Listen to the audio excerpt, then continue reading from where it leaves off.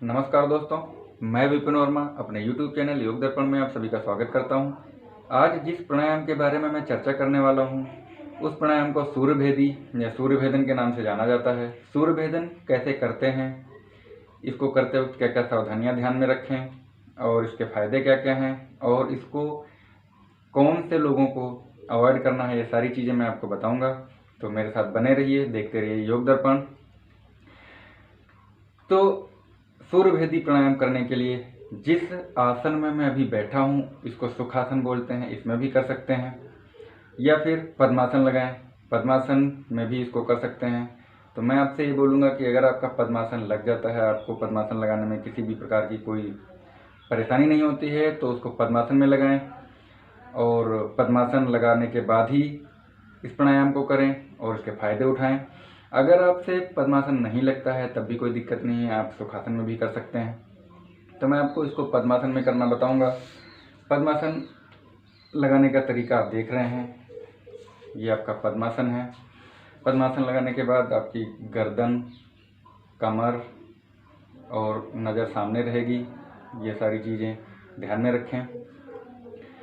इसके बाद आपका जो बायां हाथ है उसको ज्ञान मुद्रा में रखें या वायु मुद्रा में रख सकते हैं। मैं इसको ज्ञान मुद्रा में रख रहा हूँ। उसके बाद में आपका जो दाहिना हाथ है, जिससे आप सूर्यभेदी प्राणायाम को अंजाम देंगे, करेंगे इससे, तो इसको इसके अंगूठे से आप अपना दाहिना नाथुना बंद करेंगे और अनामिका उंगली से बायां नाथुना बंद कर सकते हैं, या फिर विष्णु मुद्रा का इस्तेमाल कर सकते हैं। विष्णु मुद्रा बनाने के लिए आपकी पहली जो 2 उंगलियां हैं उसको हथेली में लगाएं और लास्ट की 2 उंगलियां फ्री रखें और पहला अंगूठा, जो आपका अंगूठा है पहली उंगली, उसको फ्री रखें और अंगूठे से आपका दाहिना नाथुना बंद करें और रिंग फिंगर जो आपकी जिसमें अंगूठी पहनते हैं उससे बाएं नाथुने को बंद करें।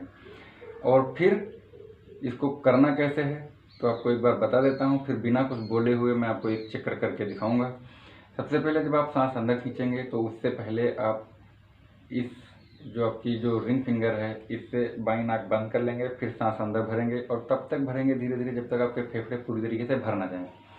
फिर भरने के बाद वहीं पे सांस रोक के रखेंगे, मतलब आंतरिक कुंभक लगाएंगे और जितनी देर आपका शरीर अलाउ करे उतनी देर तक सांस रोक के रखना है और फिर उसके बाद में छोड़ देना है। और छोड़ना कैसे है, दाहिने नाथुने को बंद करना है और बाएं नाथुने से धीरे धीरे सांस छोड़ना है, तो आपका एक चक्कर कंप्लीट हो जाएगा। तो मैं आपको करके दिखाता हूँ।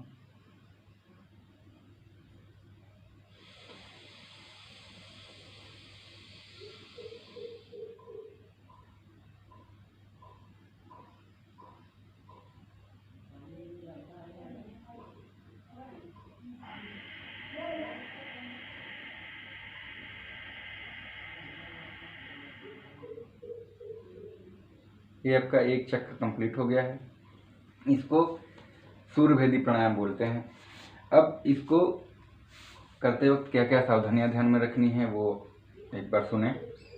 जब आप सांस अंदर खींच रहे हैं तो ये ध्यान देने वाली बात है कि उससे पहले आपका बायां नथुना बंद होना चाहिए और सांस दाहिने नथुने से अंदर जानी चाहिए और सांस लयबद्ध तरीके से धीरे धीरे धीरे धीरे करके फेफड़ों में भरनी चाहिए। सेम इसी तरीके से जब आप सांस छोड़ रहे हैं तो ये ध्यान देना चाहिए कि आप जब सांस छोड़ रहे हैं तो आपका दाहिना नथुना बंद है और सांस बाएं नथुने से ही छोड़ी जा रही है। ये तो 2 सावधानियां हैं जो आपको बहुत ही ध्यान में रखना है। उसके बाद जब आप कुंभक लगाते हैं, जब आप सांस रोकते हैं तो आप उतनी देर ही रोकें जितना देर आपका शरीर अलाउ करता है और फिर उसके बाद में सांस छोड़ दें। ये तो इसकी कुछ एक सावधानियां हैं जो आपको ध्यान में रखना है।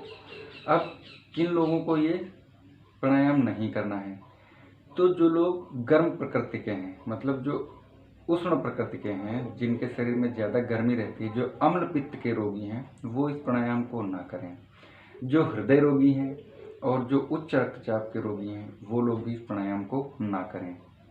अब अंत में इसके फायदे इस प्रकार हैं कि जब आप इसको लगातार करते हैं तो आपकी आयु में वृद्धि होती है, मतलब आपकी आयु बढ़ती है और जितने भी प्रकार के जो वायु रोग हैं, जो वायु की गड़बड़ी से रोग होते हैं, वो सारे सही होने लगते हैं। उसके बाद आपको जुखाम, खांसी और नज़ला इस प्रकार का कोई रोग है वो भी खत्म होने लगता है। आपके चेहरे पर नेचुरल निखार आता है, आपका पाचन तंत्र सही होता है और आपका जो पूरा शरीर है वो निखरता है। तो ये इसके कुछ एक फ़ायदे हैं। और जब इसको आप रेगुलर बेसिस पे करते हैं तो आपके जो दिमाग है वो संतुलित रहता है और एक आत्मविश्वास आपके अंदर आ जाता है।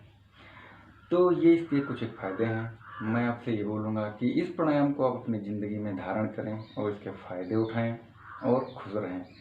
अंत में मैं आपसे ये कहूँगा कि अगर आपको ये वीडियो पसंद आई है तो इसको लाइक करें, शेयर करें, सब्सक्राइब करें और मेरे मनोबल को बढ़ाएं। और अगर कोई चीज़ समझ नहीं आई है या कोई आपको क्वेरी लगती है जो आपको लगता है कि पूछना चाहिए तो आप कमेंट बॉक्स में पूछें, मैं उसको अवश्य ही निवारित करूँगा और आपको उसका जवाब दूँगा। तो इसी के साथ मैं आपसे विदा लेता हूँ। जय हिंद, जय भारत।